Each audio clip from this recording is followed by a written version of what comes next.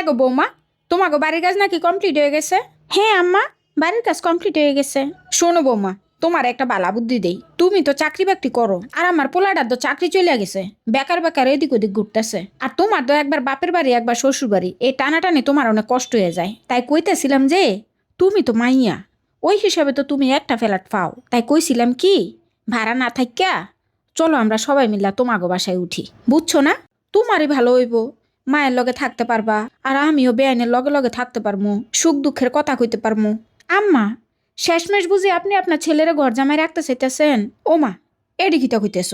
ঘর জামাই হবো কি লেগা? তুমি তো থাকবা আলাদা ফ্ল্যাটে, তোমার কষ্টের কথা চিন্তা করে তো আমি এটা কইতেছি। এই যে ভালাবুড়ে একটা কিছু রান্না করলে তোমার বাপ মায়ের যাইয়া দিয়ে লাগে, আবার কোনো সময় দিতে না পারলে তোমার মন খারাপ হয়। ওই দিক দিয়ে আবার তুমি করো চাকরি, সব সময় সময়ও পাও না দেখা করবার। তাই সব দিক চিন্তা কইরা তোমার ভালা লাগিয়ে তো কইলাম। তোমার বাপের বাড়ি তো এমনি পইরা রইছে, 5 তলা বাড়ি, তো হেনে যাইয়া থাকলে সমস্যা কি? আমার কথা চিন্তা করো না, আর আমার পোলাও আমার কথাই শুনবো। আমি আমার পোলারে ম্যানেজ করতে পারবো, তুমি হুদে হুদে সমস্যা করো না। আম্মা, যতই আমার বাপের বাড়ি হোক, আমার জামাই এমনি কোনো কাজকর্ম করে না। বাপের বাড়ি গেলে কত মানুষ কত কিছু কইব, খোটা দিব। আমি চাকরি করি, আমি ঘর ভাড়া দিচ্ছি, সামনে লাগলে আরো দিমু, আমার কোনো সমস্যা নাই। এত কথা কোন কেন? আপনাদের এত সমস্যা কেন? হ্যাঁ, দরকার নাই তো আমার যাওয়ার। বাপের বাড়িতে গেলে কি মানুষ ভালো কয়?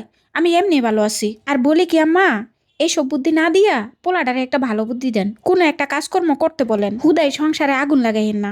খালি খালি আজাইরা কথা। ভালো বুদ্ধি দিলে কতগুলা কথা শোনায়।